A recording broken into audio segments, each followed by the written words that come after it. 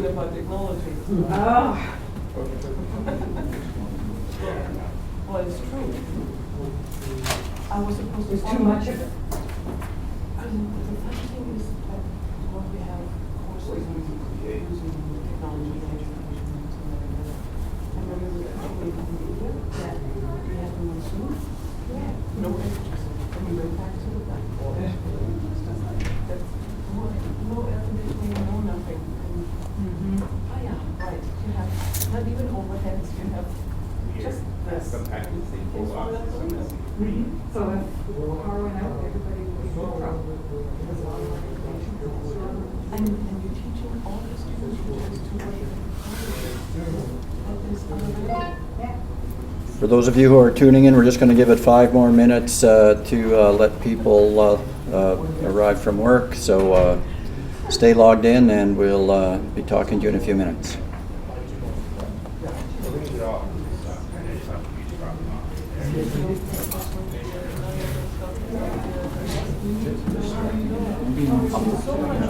Thing now.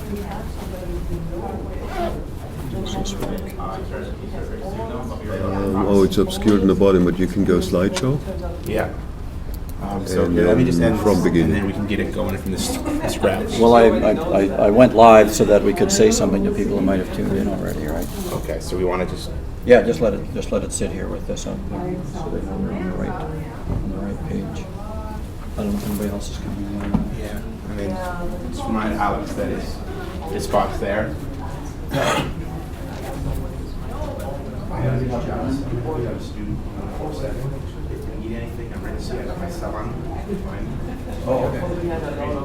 I got to sort some things out before I get away. I think once I spent a lot of time figuring out where things are now. And then once I got everything Speak. where I know everything. Thank you for the And emails. Peeing happened. I did my thing.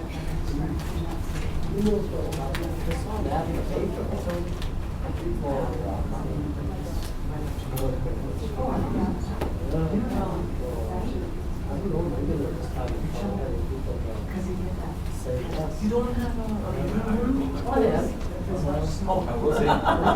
Thank you. There is one in Shepherd.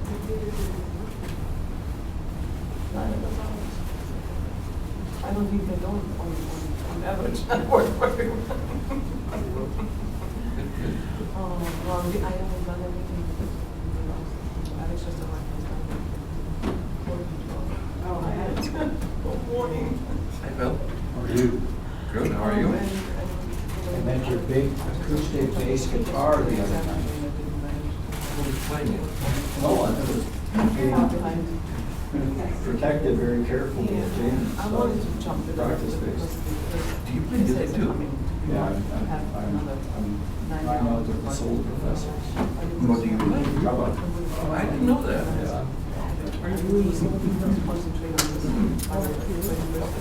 Okay. We have quorum. Let's proceed. Some of our regulars are here. Welcome everybody for what originally was going to be one of the last scheduled lecture in our public presentation series here at the UNBC Northwest Campus. But I would draw your attention to the fact that we have another speaker coming through on, I believe it's the 18th of December, and that is Che Alkin, who is the new chair in mixed wood ecology and management at UNBC. That's a professor that's replacing Chris Hawkins' former position, so he's very interested in catching up on the forestry issues and forest stand dynamics topics throughout northern BC. So he'll be here to outline his interests and research questions in a couple of weeks, and we'll keep you posted on that. Today we're pleased to have one of our own, Dr. Alex Lautensach, will be speaking to us on a topic dear to his heart that crosses over between both sustainability and education. And he's linking them here for us today. He's been speaking and workshopping on this quite a bit frequently. For those of you who don't know Alex, he's, I believe, originally from Munich, is that right? Or that general area, and as well as much of his formal education in Germany. He's been teaching and doing research and scholarly writing out of New Zealand for many years, and we're pleased to have him on the faculty here in northern BC, where he is an associate professor now, congratulations, at the School of Education with UNBC. Alex, the show is yours. We're asking him to remain rather wooden because we're live streaming to this camera that has a narrow point of view. So this is the speaking spot. This is the spot. We should have painted an X here or something. Put 2 little feet on the floor. That's right Here. Thank you, Phil, for the kind introduction. Welcome all. Thank you for coming. As Phil indicated, I'm started out in biology, life sciences, in Germany, and then sort of did a little bit more of that in Canada. And about a third of me is still a biologist. Took quite a few years for me to gravitate over into education, which is the second focus point of this talk. Sustainability, natural resources being, in my view, quite a biological topic. And then every once in a while, during the course of the talk, you will notice a third focus point, and that is ethics. It's again a field where I spent a few years, especially bioethics, environmental ethics, so that will transpire as we walk along.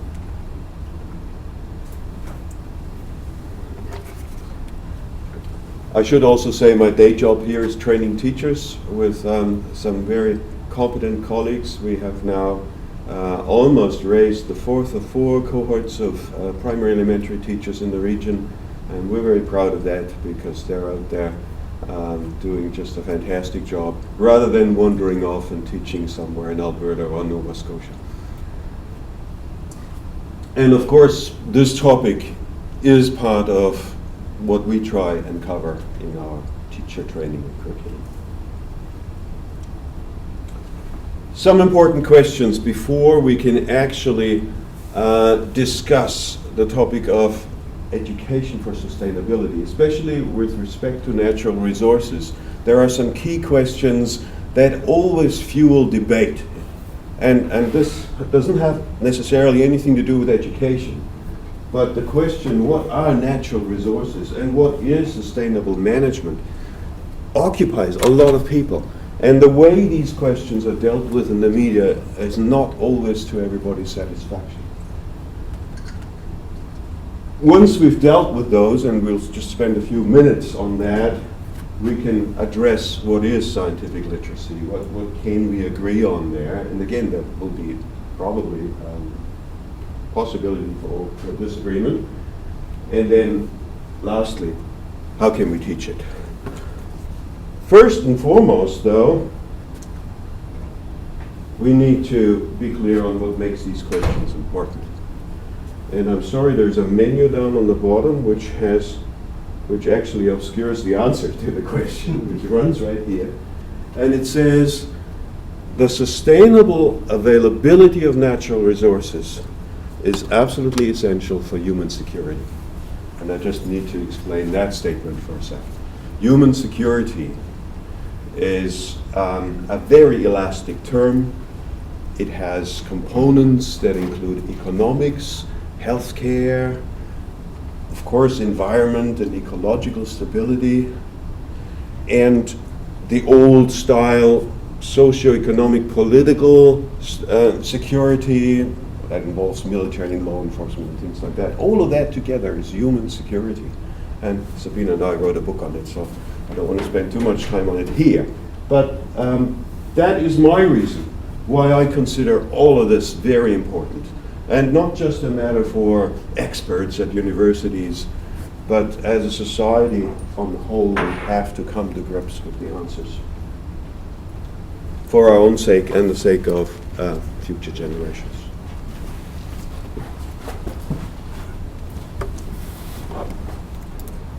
Oh, there it is. Human security, natural sustainability. All I needed to press a button. Technology. Thank you, Phil. So, what are what's a natural resource? Well, we can distinguish a few different kinds of resources in general. Up here, the two, those are the natural ones. And I think everybody here knows the difference, renewable, non-renewable. Even the media have got that, I think, down now. Notice also that there's overlap.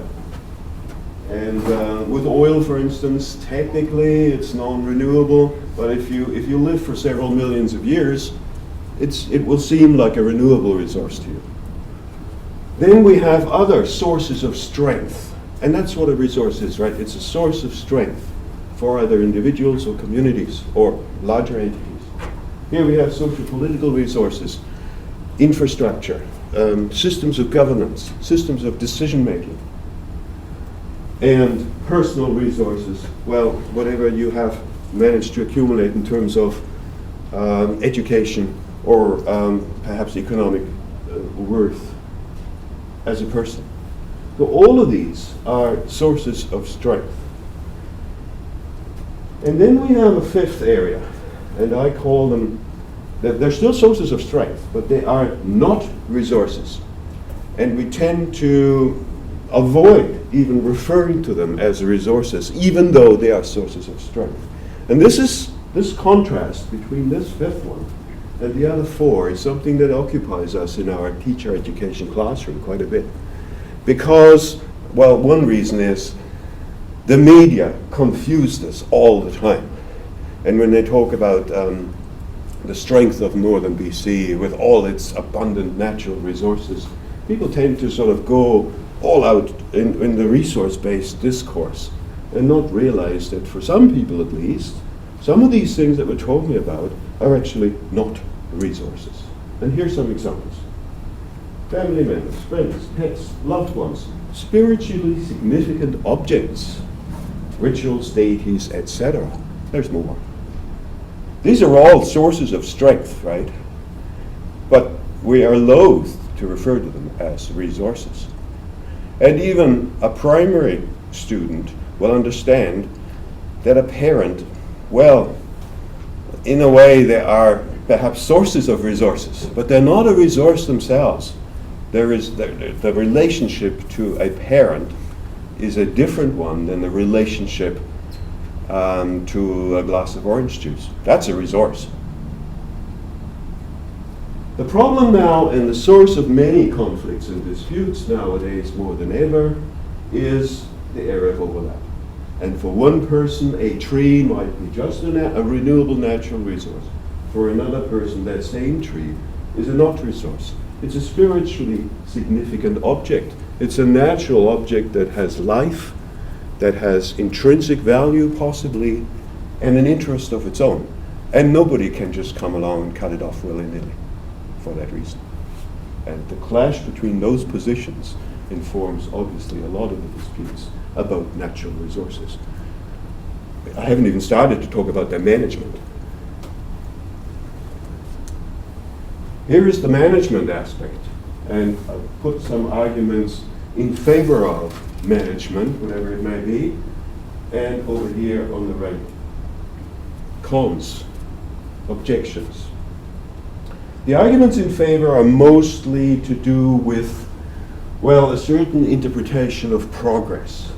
Increased life expectancy, increased standard of living, everything's getting better all the time, right, very slowly, but in order to maintain that trend, we need more and more of the so-called natural resources.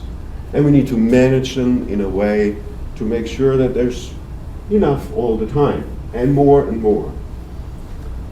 And then that gives rise to the idea of stewardship as well, as some more of an ethical manifestation of that management concept.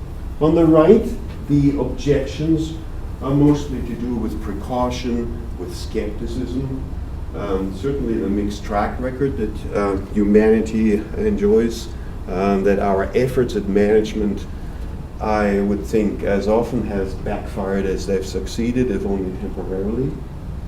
The rivet effect is Paul Ehrlich's topic, and that refers to the loss of species, which is undeniable. We lose dozens and dozens of species every day worldwide.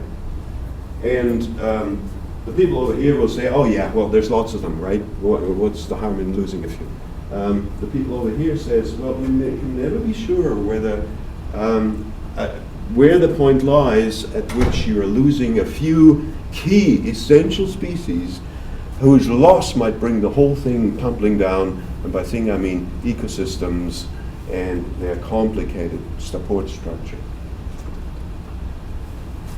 The people over here will also argue that all this talk about management seems a little bit premature as long as we don't show any obvious efforts at managing ourselves. And one of my favorite authors, Daniel Quinn, would put it in a different way and said, humanity has about as much right to manage nature as a toddler has to manage the nursery.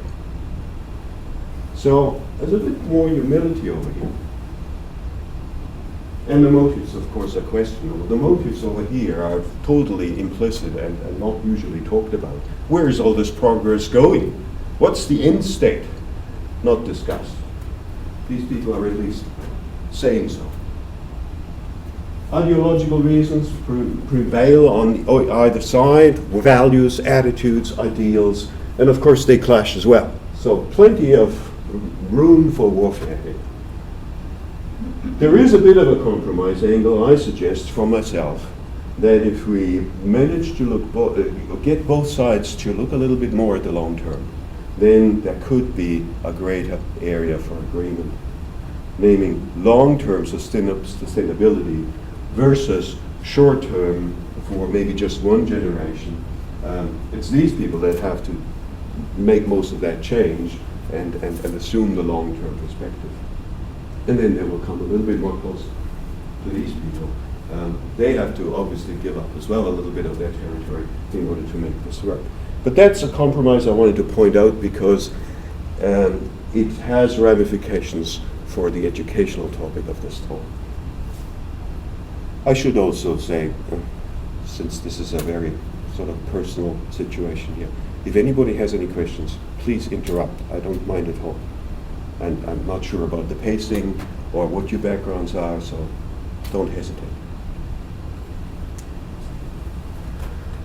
The reason why I think sustainability is so important is because its absence is obviously endangering, well, all of us and the rest of the life on the planet. On the left here in this box, I've got listed what's often referred to as 5 sociocultural drivers of unsustainable behavior. And I refer to this as a very collective, comprehensive term. Humanity as a species on the whole behaves unsustainably. And there are lots of scientific data and graphs and whatnot that support that very superficial and collective finding. Economic growth, population growth, together resulting in this frantic overconsumption that we see again globally. I know there's a lot of regional differences in diversity.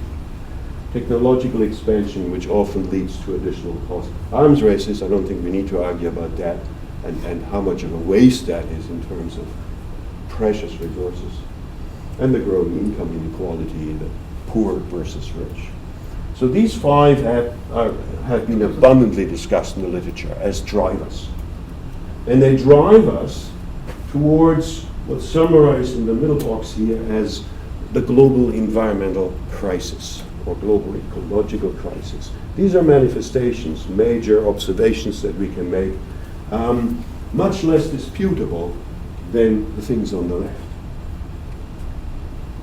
I hope this is still all right for the people on camera. It's really hard to see. Yeah, okay, sorry. We'll try this for a while. Resource depletion, consumption I already mentioned, the pollution and climate change that results from it and all of that, and the loss of species that I already referred to. Those are all manifestations of this crisis. And a lot of people might respond, okay, that's out there, what about myself?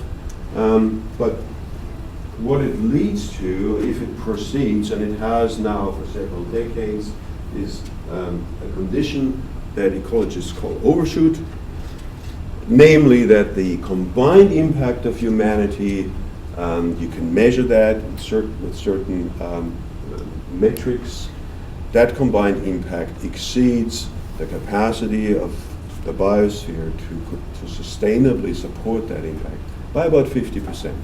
So it's like living on a trust fund, and every month you're taking out all of the interest plus another half, another 50%.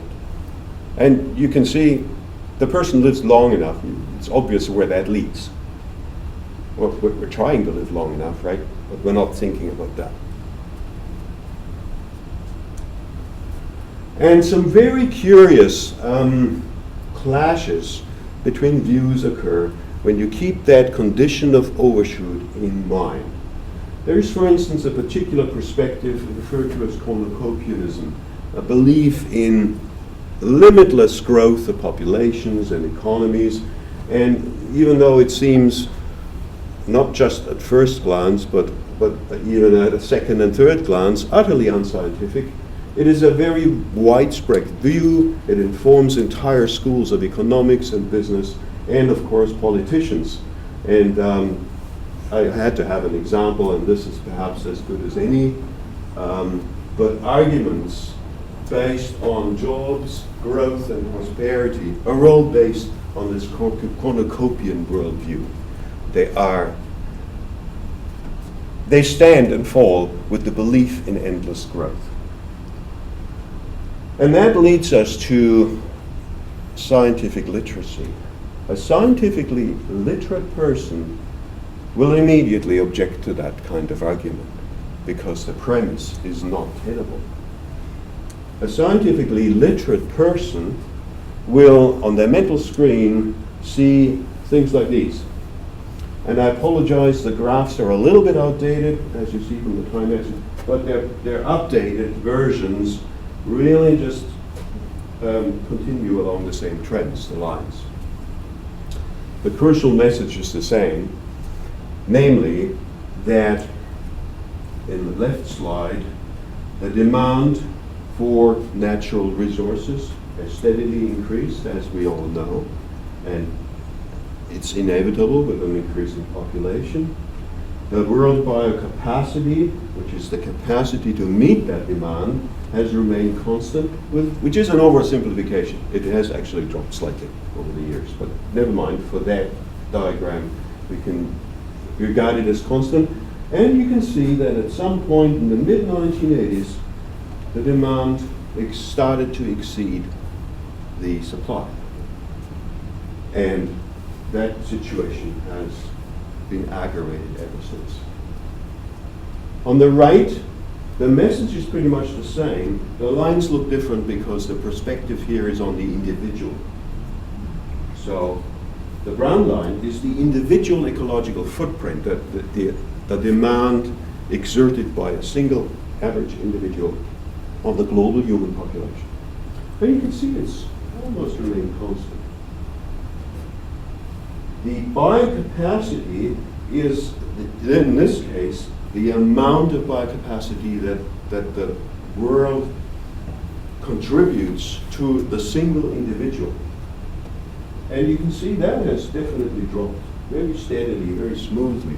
Why? Because our numbers have increased. There's less to go around. Inevitable. If the global supply is constant, per capita, we have less and less and less as our numbers grow. And again, we see in the mid-1980s the crossover. And I just wanted to take these two graphs. I know not everybody is graphically inclined or enough familiar with scientific representation of such trends, but those two graphs for me illustrate the concept of overshoot, perhaps better than most. So, our scientifically literate learner will look at statements like these by the minister and think of graphs like these. And obviously there's no reconciliation, but they will also know that these graphs are based on hard data, observations that can be verified. those kinds of statements are based on wishful thinking. Nevertheless, the conflict, of course, is alive and well. And that leads very insightful persons, academics like our own William Rees from UBC, to ask questions like this one. I'll give you a minute to read the statement.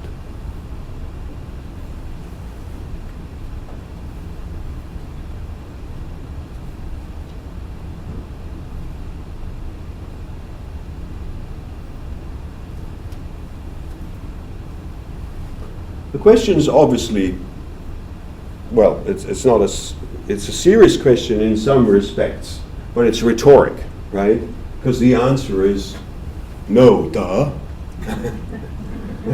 An ostensibly intelligent, forward-thinking, morally conscious, compassionate species would not.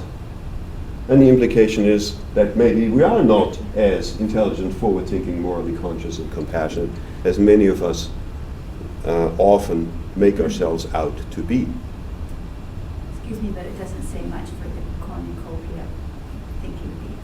I mean, I agree with you totally, but I'm just thinking of the focus on the individual wants as one and the good society is done. Yeah, it still doesn't quite explain why we let or many of us let our wishful thinking perhaps override our moral consciousness and our sense of responsibility, or maybe even the better knowledge that we may have.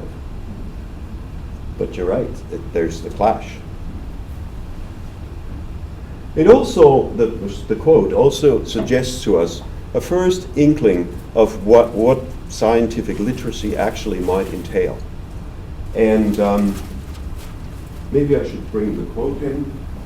If you go to Wikipedia and look at scientific literacy, you get, this is from October, but I'm sure it hasn't changed.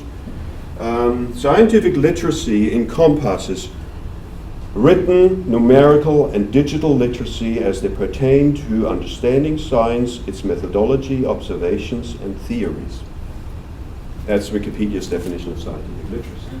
Well, with that under your belt, I would not guarantee whether there's any chance that you actually develop the kind of forward-thinking, moral consciousness, compassion that is called for here. So true scientific literacy has to be a little bit more than what that quote indicates, namely some of the attributes that I mentioned here. And we'll home in on those almost non-scientific attributes, but really they are part of scientific literacy.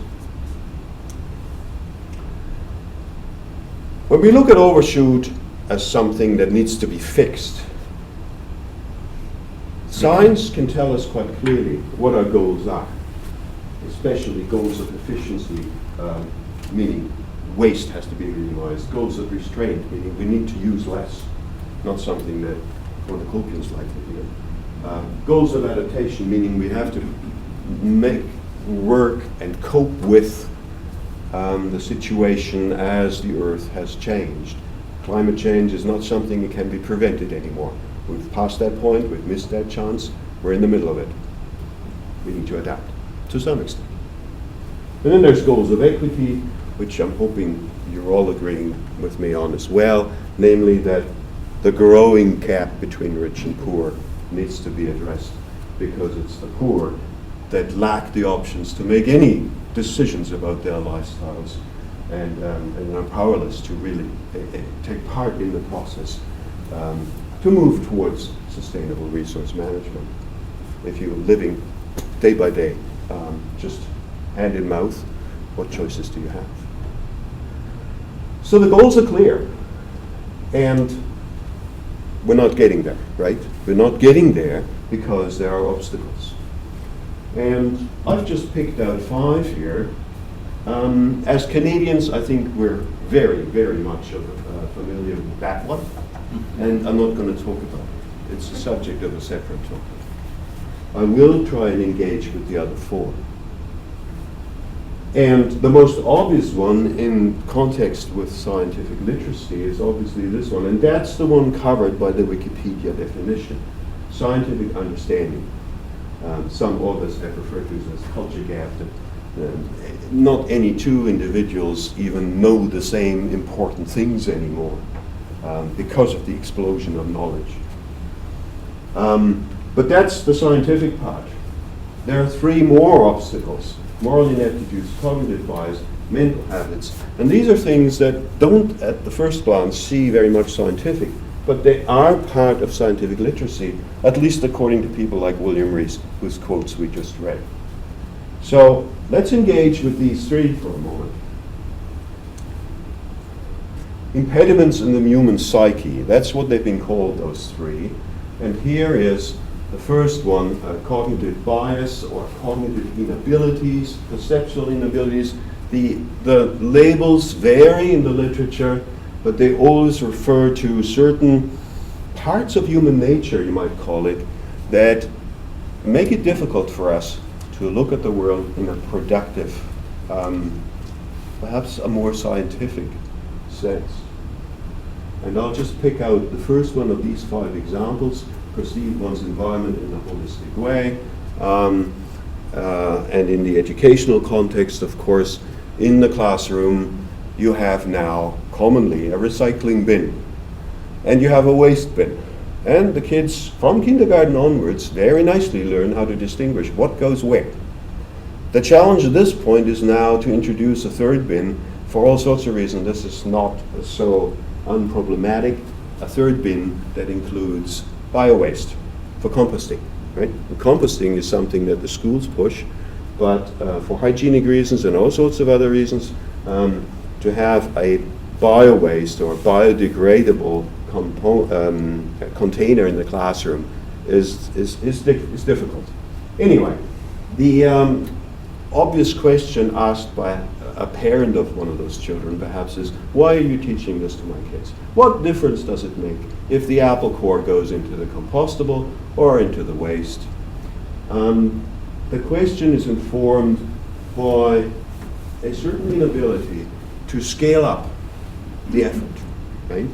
And if you scale it up to 30 million Canadians throwing their apples into the compost, imagine the consequences. But we don't tend to easily do that scale up in our heads. I'm not trying to blame that hypothetical parent. It's just something that's not very easy in our nature. So that's cognitive bias.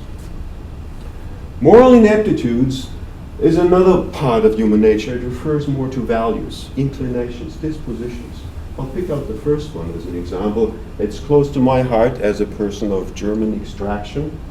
Negation of moral responsibility, I remember very vividly my grandparents talking about, didn't happen very often, but it did happen, talking about what happened to the Jews during the Nazi regime, which they lived through as adults. And the general consensus between the two of them was, oh well, yeah, this was a really tragic thing, right? Undeniably bad, but there was nothing we could do. It happened out there.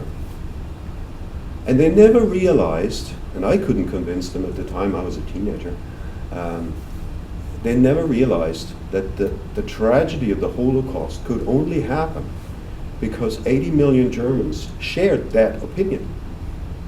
There's nothing we could do. That makes bad things happen. And of course, the tragedy continues. Today it's about climate change. Moral ineptitudes, part of human nature. But the first step to address them is to recognize them.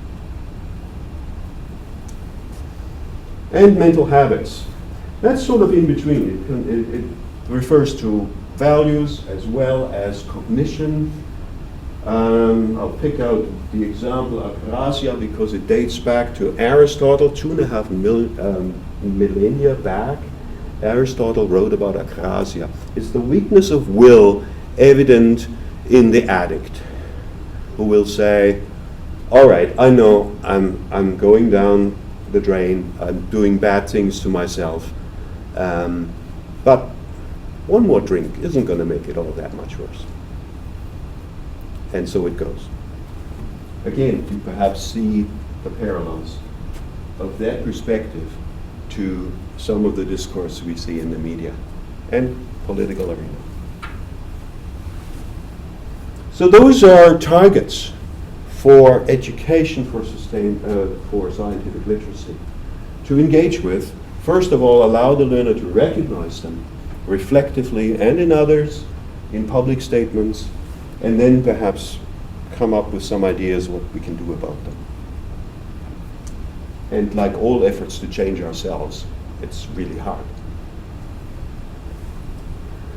So there are some learning outcomes, and I see scientific literacy as an educator very much as a network of learning outcomes. Educators quite often divide up the learning outcomes that we sort of design our lessons on and our general instruction over the school year. We classify learning outcomes in two major domains, the affective and the cognitive. Cognitive is the one that institutions pay a lot more attention to, including our BC curriculum.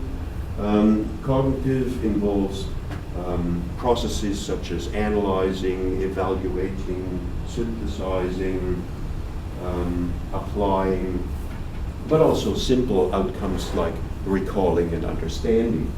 The affective domain is often much more hidden, and it involves values, attitudes, beliefs, ideals, interests, motivations, that sort of thing, dispositions in general.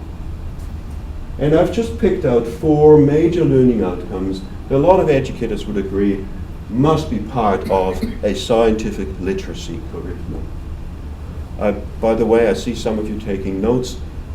If you want copies of the slides, please just drop me an email. I'll send you the whole PowerPoint.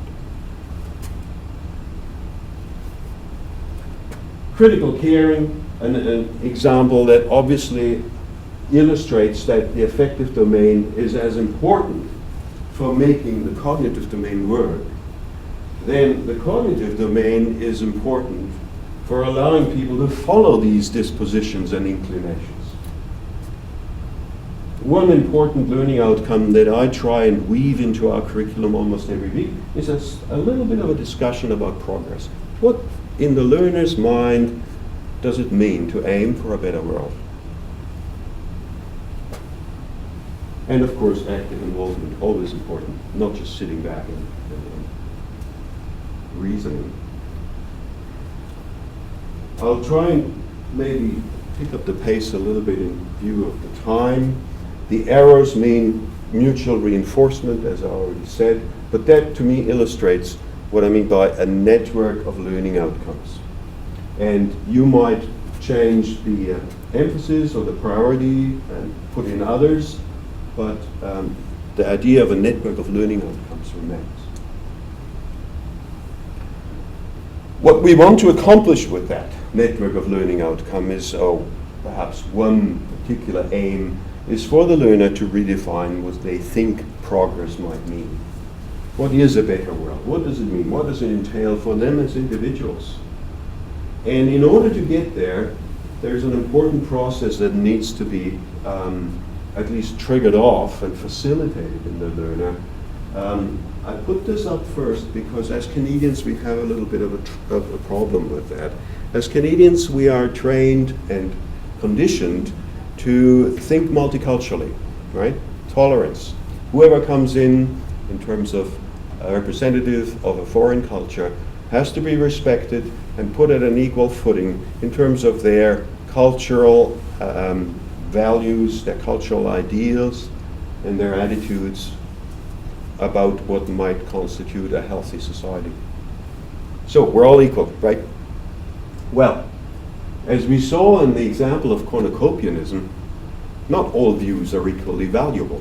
Some are downright harmful. And I think you will agree with me when we talk about examples such as human trafficking, such as female genital mutilation. These are culturally entrenched traditions that we as Canadians utterly abhor and hope. And immigrants coming in with those kinds of traditions are rightfully discouraged from perpetuating them as long as they are part of our society.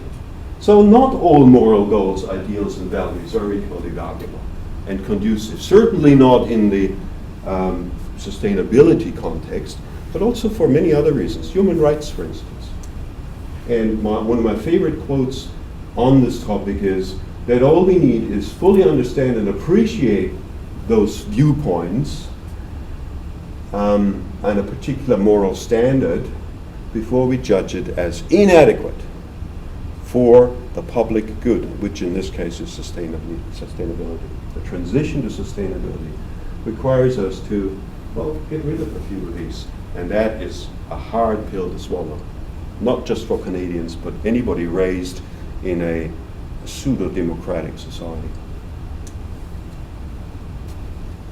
The second one is much easier.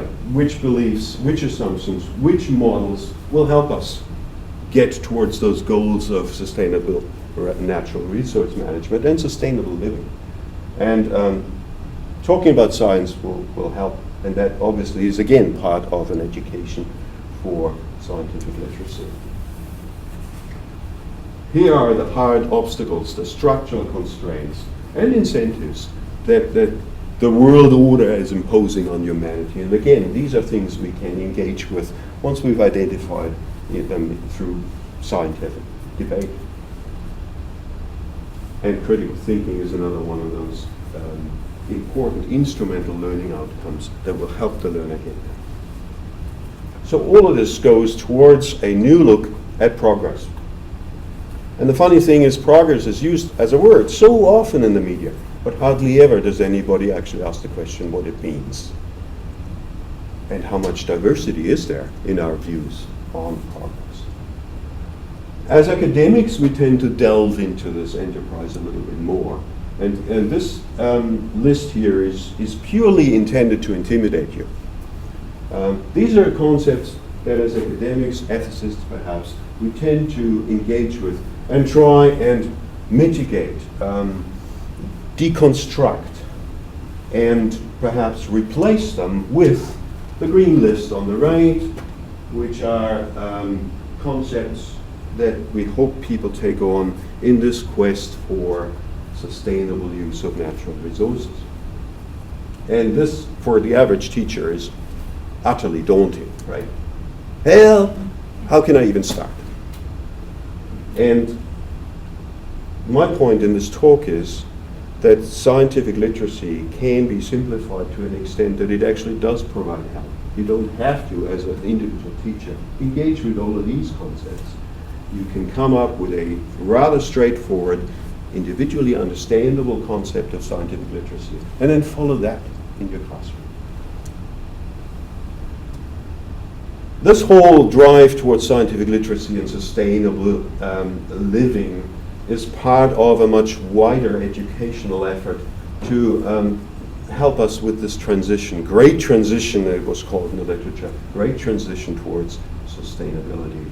And in a book years ago, I tried to summarize these 6 major educational aims that might get educators or empower educators and learners to work towards that. Scientific literacy is hidden in there. There's a bit of it, I think, in number 1, and a little bit more perhaps in number 3 and 4. But I just wanted to, without engaging with these individually, give an impression that an educational effort towards scientific literacy is part of something larger in the sustainability context.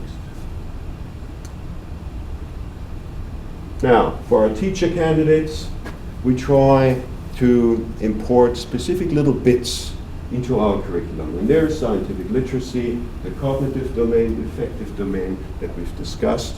We try to involve that in not just the science courses, but generally instructional methodology courses and courses that look at the philosophy of education. This is the more scientific topic, human ecology, the interaction of humans with nature. And the major message there that we try to get across is that there is no divide. We're not outside of nature, looking down and maybe playing around with it. No, we're right in the middle, we're part of it. And human exceptionalism is really not justified as a philosophical perspective. Certainly not very helpful in our quest for sustainability. Critical thinking and reflections, those are more dispositions that we talked about. Specifically in the classroom, there are two crucial questions that help the learner develop in those directions. And then what is credited to an ecologist, Gerrit Harding, who basically suggested whenever you discuss an innovation, specific innovation in the classroom with your students, get them to ask, and then what? Because it's not just about this innovation, do we do it or do we not do it? Do we have the pipeline? Do we not have it? But and then what? Once the pipeline's in place, and then what? Where is it going to lead? And what are the possible next steps that will then have to be deliberated? And part of that is also the question, who benefits, credited to Jürgen Habermas' philosophy. Equally important, and especially in our case, with the pipeline example, who benefits the most is a very important question, I would think. I'll leave it at that. Underlying then is a discussion of progress, and one important concept that has recently cropped up in the literature, it's one of the community resilience, the ability of communities to strengthen their own capacity, not only to cope with global environmental changes, but to reinvent themselves in terms of more sustainable living and policies. Community resilience coming out of a very significant research center in Stockholm University, the Stockholm Resilience Center or Institute. And the literature coming out of them looks very promising because it has this local relevance for communities in northern BC and everywhere else. Here's something that I'm hesitating to even put up on a publicly visible slide, but we do try and engage critically with the BC curriculum and strengthen those bits that we find helpful in that transition towards scientific literacy and sustainability, and maybe mitigate the harms and deprioritize some of the outcomes that we find not helpful at all. And then there's again the component of active involvement, which the students are engaged in quite nicely, as a result of all the others. And one thing that a scientifically literate students would then be able to do is engage with representations such as this one. You will find, or you probably have found this before, in the media, on the internet, a general representation of what sustainability might mean for sectors: economics, ecology, culture, politics, all nicely represented with green slices. Everything's fine, except maybe up there in the upper right quarter. We're not doing so well, right? There are the red slices, and obviously we're falling short somewhere. But only in one quarter, right? The rest is all right. The scientific literate student will immediately look at this and recognize it for the nonsense that it is. And the nonsense that it is comes from the fact that whatever we do in our economic sectors, political structures, and culturally, whatever we do there and whichever way we perform in those sectors depends utterly and entirely on what's going on here. You might have on your mental screen the famous concentric circle diagram, where the environment or the biosphere is the big circle, and within that are all the little circles of economics and politics and culture and society. Obviously, this diagram misrepresents that entirely. And a better diagram, this comes out of that Stockholm Resilience Center, would represent the biosphere as the big circle. The green area is what performance or impact could sustainably be supported by the biosphere. And the sectors are 9 global boundaries, limits, that in 3 cases we have transgressed. It's the big red wedges there. In a few other cases, we're still within the green area, and the remaining ones where there are no wedges just mean we haven't quite got around to measuring them right. That diagram indicates what sustainability means meaning our economics, our politics, our culture, and whatever else we do has to go on in here. And when it doesn't, we're transcending or exceeding measurable ecological boundaries that these people have nailed down quite well and defined. That's the 9 boundaries model by a famous publication by Rockström and colleagues. Another reason why we might try and engage with this as educators is a historical analysis. Perhaps some of you have heard of Jared Diamond's book, Collapse, 2005, where he compares historical incidents of cultures that either made it or didn't. One famous example that you may have heard of is the Norse settlement of Greenland.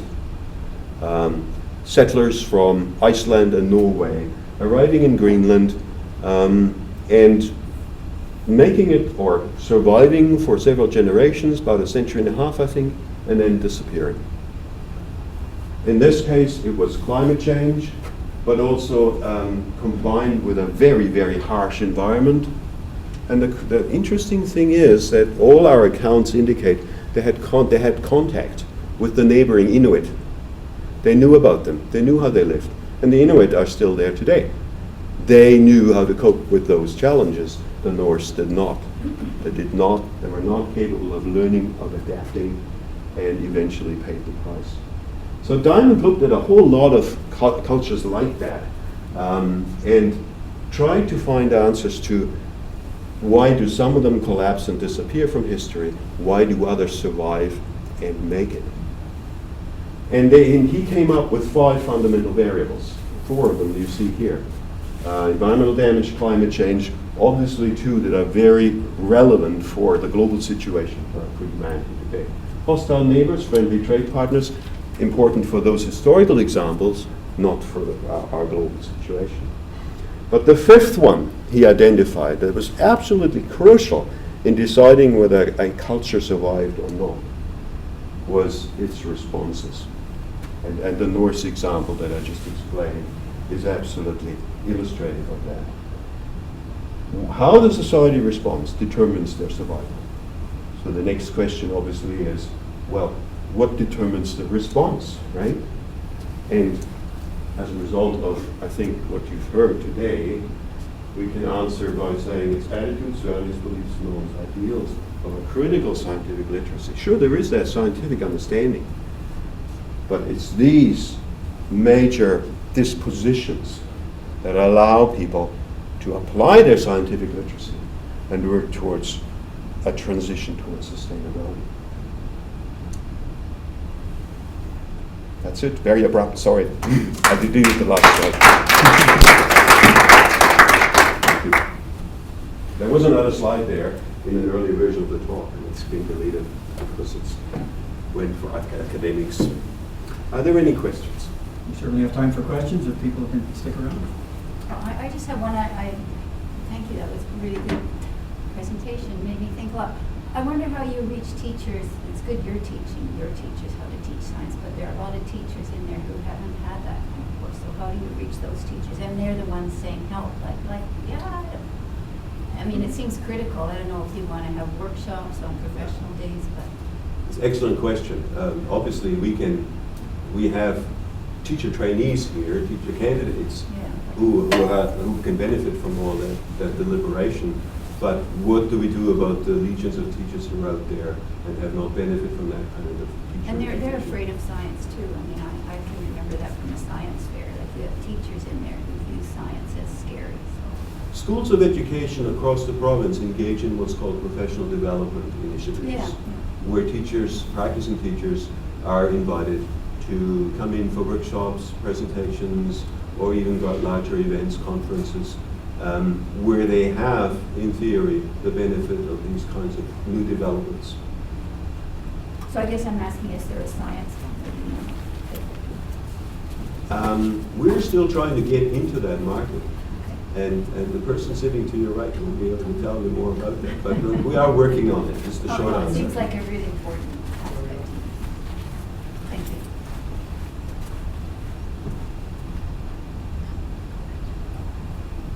Any more questions?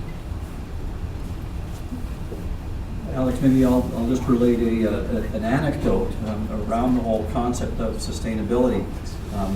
I sit on the board of directors for the Bumpy Valley Research Center, which last week was reviewing its mission statement and its values and its charter, as it were. And there was great debate over whether sustainability, research in support of sustainability, was a worthwhile concept anymore, because it has been commandeered so much by the captains of industry who say, yes, of course, we will sustain this rate of growth, we will sustain our lifestyles, we will keep things the way they are as a conservative concept, rather than as a progressive long-term concept.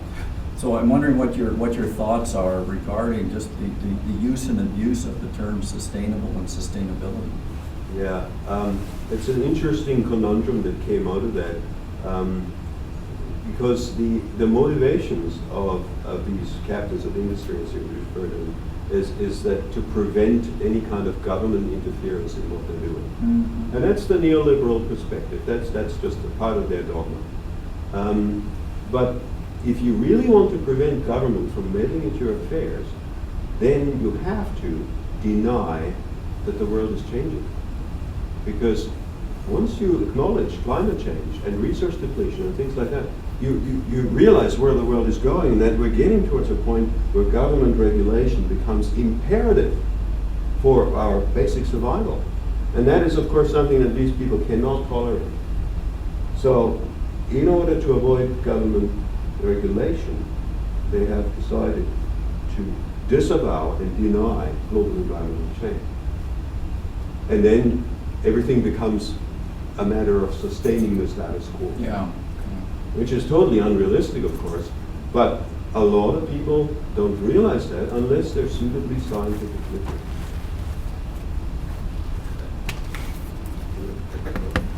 Hi, Alex.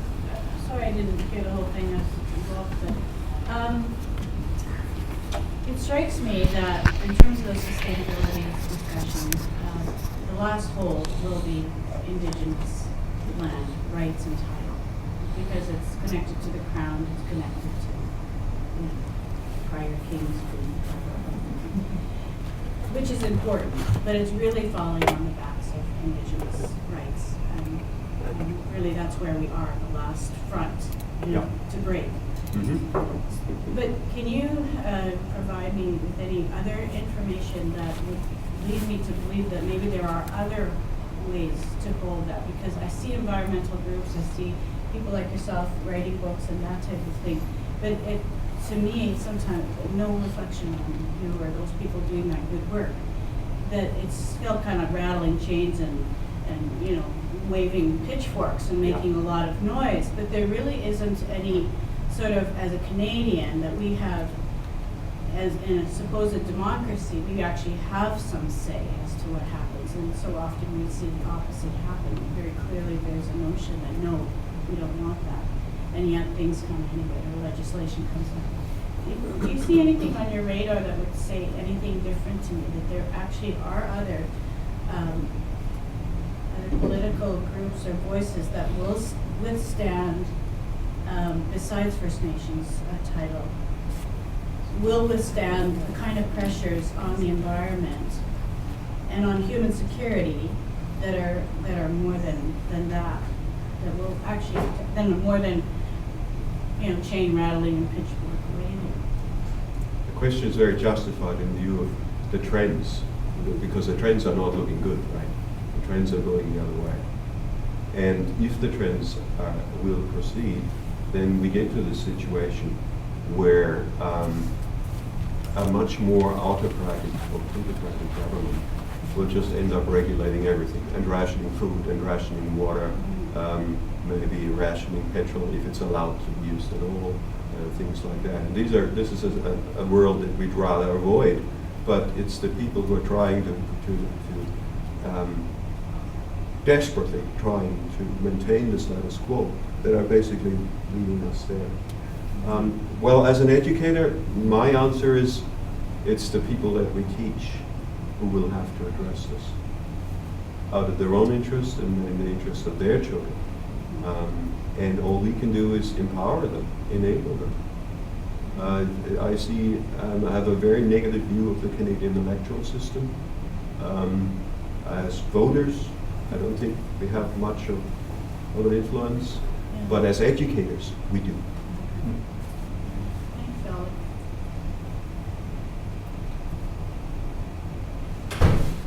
Does the BC curriculum actually think about scientific literacy? It doesn't disavow it. It doesn't prevent it or make it particularly hard to pursue, as long as you read between the lines. Like Prof. And yeah, I had a few tips in there on the last slide indicating that there are certain aspects of the BC curriculum that are definitely very encouraging and helpful. And all we have to do is strengthen and emphasize and prioritize those. And maybe there are a few others that we can safely deprioritize and make it work that way. But is it not really every individual who should be a learner and a teacher in this case?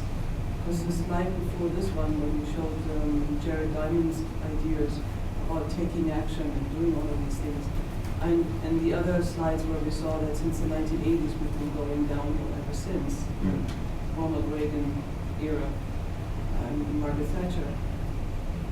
We have known for a long time, scientifically we have known for a long time.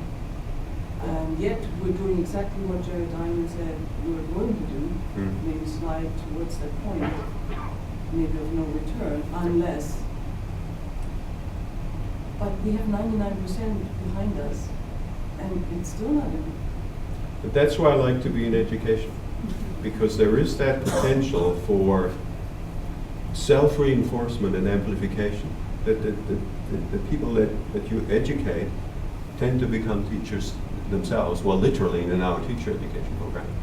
And then they teach people in the same way, perhaps. And so it becomes an exponential effect, much more than any individual could accomplish on the world. I'll just make a really quick comment. This morning we had our education students address the community and exchange knowledge around Indigenous epistemology. Very moving.